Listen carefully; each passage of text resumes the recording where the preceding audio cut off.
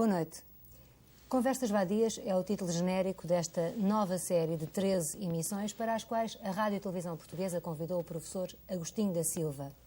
A ideia destes programas, destas conversas, é dar a conhecer ao público de televisão o pensamento original e polémico de uma grande figura da cultura portuguesa contemporânea. Professor Agostinho da Silva, muito boa noite. Ontem, quando eu estava a trabalhar nesta entrevista, o meu filho, que tem 15 anos, e a quem eu tento desesperadamente convencer que, se não for um bom aluno, não entra para a universidade e, portanto, tem muito menos hipóteses de vir a arranjar um trabalho interessante, olhou para os meus papéis e leu a seguinte frase sua: hoje, a maior parte dos desgraçados dos alunos têm de aguentar professores a quem não pediram coisa nenhuma. Estás a ver, disse-me ele triunfante, esse tipo é que tem razão. E eu fiquei perplexa, porque eu também acho que esse tipo, que é o senhor professor, tem razão. Mas como é que nós havemos de ajudar os nossos filhos a viver num mundo altamente competitivo se eles começarem por contestar completamente a escola e tiverem más notas? O problema está no mundo competitivo e não nos meninos. Nós o que temos é que pensar se o mundo competitivo tem que continuar assim ou se tem jeito de ser de outro modo. É evidente que, além de competição e acima de competição, nós estamos, por exemplo, contra a economia, numa guerra perfeita. A guerra contra a carência. Se houvesse, como havia no princípio, fruta e raízes e comida à vontade para toda a gente, não haveria nenhum problema no mundo. Simplesmente o que aconteceu foi que, pelo desenvolvimento dessa primeira gente, apareceram mais consumidores do que havia mercadoria para consumir. E imediatamente entramos na competição, que era a única maneira que havia de conseguir para toda a gente aquilo de que essa gente precisava. De maneira que, de facto, as pessoas, por exemplo, julgam que estão em paz no mundo, que são civis, quando não são nem uma coisa nem outra. Nós estamos todos envolvidos numa guerra, a guerra contra a carência. E então isso só poderá acabar quando, como nas outras guerras, nós abatermos completamente o inimigo. E parece que não há outra forma de economia, por enquanto, nenhuma outra forma de economia que consiga levar a esse fim, senão esta economia competitiva em que estamos. Bom, mas é nesse mundo que estamos. Portanto, qual é que tem que ser a atitude dos meninos? A atitude tem que ser, ao mesmo tempo, a de sonhar, a de desejar que essa competição acabe. E estamos cada vez mais perto do fim dela. E os meninos, melhor que nós, porque já vêm crescer para um terceiro milénio, os meninos, melhor que nós, já sabem que estamos perto desse fim e que muitas das coisas que ensinamos nas nossas escolas são desnecessárias para eles. O que acontece é que grande parte dessa geração já nasce reformada e nós ainda não tomamos a consciência plena disso. O que é que o senhor professor quer dizer com isso? Já nasce reformada? Isso quer dizer que vai haver tanta máquina fazendo tanta coisa que já não vai haver emprego para eles. Que não vai haver emprego para eles. E acha que isso é um bem ou é um mal? Evidente que é um bem. O que acontece no mundo é que toda a gente que nasce de alguma maneira poeta. Inventor de qualquer coisa que não havia no mundo ainda, antes deles nascerem. E inteiramente individual. Cada um poeta que é. E o que acontece é que nós, por causa da questão económica que temos pela frente, os metemos não a fazer poesia à solta, que era o que eles desejariam, mas a seguir alguma coisa que é, na realidade, uma espécie de vida militar. Ó, Sr. Professor, alguns não querem nada fazer poesia, querem fazer coisas muito menos poéticas, se me permite a redundância, querem fazer surf, querem andar de skate, querem ir para as boates, também acha isso interessante? Claro, eu costumo dizer que uma das formas de poesia é a vadiagem. E por isso, exatamente, é que um amigo resolveu que estas conversas chamassem conversas vadias. Não só porque eram errantes, no sentido de que podiam andar por aqui ou por acolá, mas sobretudo porque era uma forma de ver a imaginação, sobretudo da pessoa que pergunta. Nesta coisa de perguntas e respostas, a imaginação está fundamentalmente do lado da pessoa que pergunta. A resposta vem automaticamente logo que a pergunta aparece. A pessoa precisa de ver muito bem aquilo que sabe ou não sabe e depois perguntar o que vai saciar a sua imaginação e a sua vontade de saber. Mas desculpe-me voltar à questão da escola. como mãe, me preocupa e a tantos nós. O mundo é, de qualquer maneira, altamente competitivo. O senhor professor diz que ele está para mudar, mas o está para mudar, se calhar, significa o quê? Umas centenas de anos, não? Ainda faltam umas centenas de anos para o mundo mudar. Talvez não. O mundo agora caminha tão rapidamente, parece que o mundo está fazendo história da mesma maneira que há a lei do afastamento das galáxias. Quanto mais longe, mais depressa. Provavelmente tudo teve uma origem, como possivelmente tudo terá um acabamento, um fim, uma volta à origem. E quanto mais longe se está da origem, mais depressa a história avança. De maneira que podemos ter rapidamente surpresas. E então temos que nos preparar para essas surpresas. E talvez o comportamento das crianças seja um aviso de que esse momento está perto mais. E que nós vamos poder ter o ócio, o lazer criador, o tal de ser poeta à solta, e ainda vamos ser impedidos de gozar esse lazer porque tivemos de aprender uma porção de coisas, ortografias, aritméticas, cerimónias, etc., não é? Que vão ser dispensáveis. Mas o senhor professor, por outro lado, a sua vida é o contrário disso, porque o senhor professor estudou. Tem várias licenciaturas, da filologia clássica à biologia. Continua a aprender. Se pensa que está a estudar islandês, ou pelo menos estava há pouco tempo, não é? Interessa-se por moluscos, pelas coisas mais diversas. Doutorou-se. E isso permitiu-lhe, por exemplo, estar na formação, na origem da formação de várias universidades. Nega o valor da escola como aprendizagem? Não. Simplesmente porque me apareceu aprender. Porque eu já fui o aluno mais cábula que jamais existiu no mundo. É verdade que quando andava na escola primária, o seu pai ou a sua mãe tinha que lhe agarrar a perna à mesa? Isso foi ainda em Barca d'Alva, quando eu tinha 4 anos ou coisa parecida, e minha mãe achou que eu devia aprender a ler para quê? Pergunto eu hoje. Mas, de qualquer maneira, ela achou isso, e como a mim me apetecia muito mais ir para a rua e brincar e ver a vida do que ler letras e saber escrever letras, ela me tinha que amarrar a perna à perna da mesa. À mesa. Não. Mas depois fiz a edição primária muito bem, porque me interessou fazer a edição primária. Então está a ver, aprender a ler foi-lhe útil, aprendeu coisas muito úteis, gostou de muitas coisas que leu, não gostou? Porque na altura não me interessou absolutamente nada ler o quê? E porque tinha que perceber aquilo que lia. Mas lá está, mas parece mais tarde, para fazer coisas de que gostou, teve que aprender a ler. Como é que tinha conhecido o Pessoa, uma das suas grandes paixões, não tivesse aprendido a ler? Excelentíssima senhora, parece que a boa idade de aprender a ler é lá para os 13 ou 14 anos. E eu me lembro sempre de uma experiência feita por um grande pedagogo tcheco que não ensinou os meninos da escola dele a ler e a escrever. Não ensinou. Ensinou todas as coisas que eles realmente queriam aprender. E teve um êxito sempre, não é?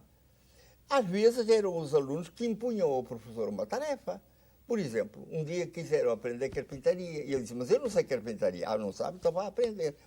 E ele ia para uma escola em que aprendeu carpintaria e os alunos lhe tomavam a lição. O que é que você aprendeu hoje? E achavam que ele era cábula ou não, conforme tinha aprendido muito ou pouco. E nunca essa questão de ler e de escrever apareceu. Até que um belo dia, um dos meninos recebeu uma carta de um tio que estava emigrado na América. Veio ter com o professor, disseram que isto é uma carta de meu tio, o que é que ele diz? E o professor disse, ele não é o meu tio. Não me escreve a mim? Eu não sei sobre ele, ele não me escreveu a mim. Aprenda você, leia você. Então eu quero aprender a ler. E ele disse, às ordens, eu vou ensinar você a ler. E a classe inteira, que nunca tinha recebido carta de ninguém, claro, tio nenhum... Era isso que eu lhe ia perguntar, se não recebessem carta, como é? Os outros disseram, nós também queremos aprender a ler. E se não surgir E assim a uma classe motivação? aprendeu a ler num instante. Se não surgir assim uma motivação? Aparece sempre alguma motivação, se ela tem que aparecer. O que não adianta nada é obrigar a ler, a ensinar a ler, e que aprendam a ler pessoas que depois não têm nada a ler. A mim, eu tive uma aventura no Brasil, na Serra de Itatiaia, em que apareceram 2 mulheres do povo, camponesas, disseram, apareceu aí um missionário americano, que tem uma igreja especial lá dele, e a minha família está lá, a nossa família está lá. Só que ele só admite na igreja quem sabe ler, e nós não sabemos ler. Nós sentimos mal por não estarmos juntamente com a nossa família na tal igreja, e quer que o senhor nos ensine a ler. E eu ensinei a ler. A primeira coisa que eu fiz foi dar-lhes a ideia do que é a escrita. A história dos fenícios, que segundo parece inventaram essa coisa, elas entenderam, aprenderam a ler no instante. E suponho eu que entraram na igreja. Tempos depois eu passei por lá E as coitadas estavam lendo o Jornal da Terra. Porque, evidente, o missionário não estava a pensar. Elas não precisavam apenas de ler, precisavam de entender o que liam. E não tinham cultura suficiente para isso. Então fugiam de ler os textos sagrados, que ele naturalmente queria que lesse, e eles estavam lendo o Jornal da Terra. Valia a pena? Evidentemente que não. Sr. Professor, eu também sei que não está muito de acordo com esta prova de cultura geral que é necessário agora os jovens fazerem para entrarem para a universidade. Eu só queria saber, minha senhora, que coisa é a cultura geral. O que é No dia em que me definirem o que é cultura geral, então eu acho que sim, que deve haver uma prova de cultura geral se ela for realmente necessária. Nunca perguntou ao Ministro da Educação o que é que ele acha que é cultura geral? Nunca perguntou. Eu tenho muito respeito pelos ministros, não lhes vou perguntar coisas dessas, não é assim? Mas não é uma pergunta desrespeitosa, Sr. Professor? Não, mas quando o Ministério da Educação quiser, o Ministério da Educação diz que coisa é cultura geral. Até lá, o que é que o Sr. Professor propunha para os jovens poderem entrar à universidade? Eu propunha que toda a gente que quisesse entrar numa universidade e que tivesse feito um curso secundário entrasse na universidade. Portanto, é completamente contra o números clausus, por exemplo. Evidente, o números clausus é uma coisa que mete lei de mercado e não sei o quê. E eu acho que meter lei do mercado juntamente com a cultura é inteiramente absurdo. Com os estudos. É uma coisa recente. O que é preciso é haver lugares suficientes para que as pessoas que querem ter uma cultura universitária tenham uma cultura universitária. Pois, mas a questão é que não há também, não é? Não, há que há. Olha, minha senhora, se houvesse uma guerra com Portugal, arranjavam-se academias militares rápidas para formar oficiais milicianos. Demoravam 3 ou 4 meses em lugar de demorar 4 ou 5 anos nas academias militares autênticas e morrem também como qualquer outro. Acha que é uma questão de vontade? O quê? Haver universidades suficientes, por exemplo? Haver sítios suficientes para os jovens aprenderem? Claro. Os jovens, os adultos, quem quiser ter acesso ao ensino. Quem souber mais que o aluno está logo em cultura universitária em comparação com o aluno. E, portanto, de maneira que o que é preciso é fazer universidades que formem oficiais milicianos das universidades. Não é? E depois eles vão avançando, os que querem ficar na carreira, como se faz com o oficial miliciano. Os que querem ficar na carreira vão se graduando até serem autênticos professores universitários. Mas para as primeiras noções servem perfeitamente. O que é preciso é arranjar os lugares onde se ensine, a pessoa que ensine. E há muita gente que, sem ser um alto professor de universidade, pode dar as primeiras noções de todas aquelas matérias. Seria qualificado para ensinar. E depois, se a pessoa lá dentro da universidade não satisfaz, é fácil. Não frequenta mais a universidade. Mas ninguém se desilude. E não é essa coisa terrível de haver milhares de jovens que chegam ao 12º ano, possivelmente com grande capacidade de entrar na universidade, e ficam o quê? Fazendo o quê? Não, e às vezes com médias muito boas, muito altas. Com médias muito boas. Ficam a décimos não a única vantagem deles é darem depois emprego aos psicólogos, que têm que os curar de doenças psicológicas. Não é? Aos psicólogos, aos psiquiatras. Claro, todas essas coisas. Cria-se muito emprego, afinal de contas. Cria-se muito emprego, não é? Com o desemprego de muita gente. O Sr. Professor foi diretor dos serviços culturais no Estado brasileiro de Santa Catarina. Santa Catarina. E eu vi com alguma perplexidade que o Sr. Professor, enquanto desempenhou esse cargo, recusou sempre conceder qualquer subsídio aos artistas, o que o tornou impopular a certa altura nesse lugar. Ora, em Portugal, pelo menos, há muito a mentalidade contrária, de que os artistas se devem ajudar, se devem subsidiar.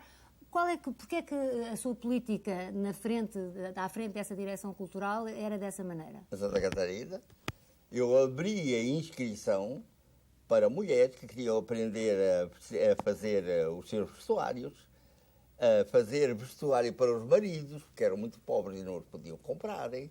E, por exemplo, a adaptar os vestuários de pessoas já grandes para meninos e meninas que se queriam vestir. Aprender a bordar, aprender a pintar, aprender a cozinhar. Isso é cultura. Os poetas, os artistas, os pintores, etc., lá se arranjavam de qualquer maneira. Mas aquela gente não. Ou a terem uma casa decente como deviam ter.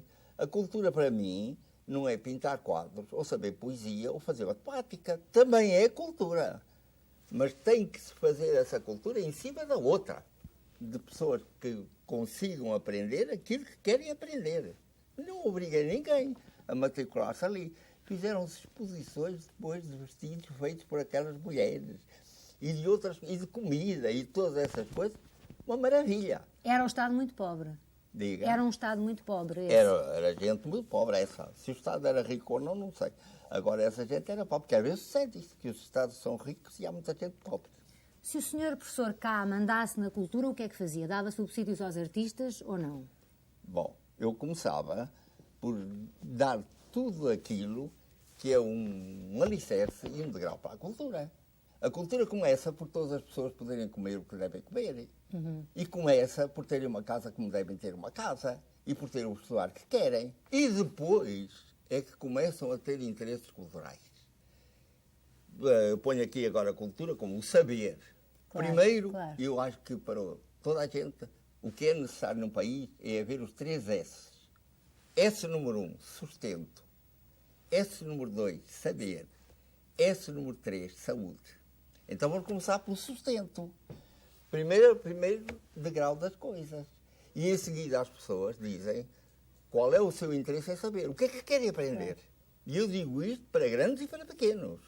Notando-se que como nós estamos ainda na tal guerra e precisamos de ter soldados produtores, cada um de nós é apenas um soldado produtor disto ou daquilo, em lugar de escolhermos artilharia ou cavalaria, escreve-se filosofia ou matemática, por exemplo. Então, como é isso, é preciso que a escola, por enquanto, seja uma escola mista.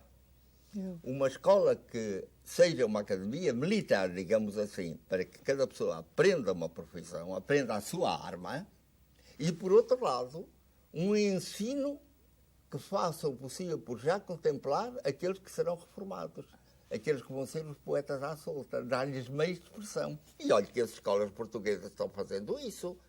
Há escolas. Essas escolas, as escolas em que há uma parte curricular, que toda a gente tem que frequentar com maior ou menor aproveitamento, e depois há os clubes livres, há os grupos que se formam para que a pessoa aprenda aquilo que realmente quer aprender. Um homem pode aprender ortografia, ou aritmética, ou lá o que seja, e ao mesmo tempo, já prevenindo-se para o caso de nunca mais ter emprego, saber pintar, saber fotografar, saber dançar, saber, se for preciso, ser vadio.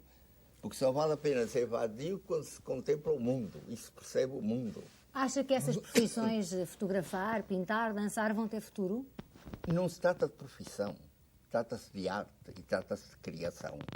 O homem não nasce para trabalhar, o homem nasce para criar, para ser o tal poeta à solta. Mas, senhor professor, o primeiro é o sustento. Como é que as pessoas vão viver? Como é que comem? Como é que sobrevivem? Há gente que gosta disso.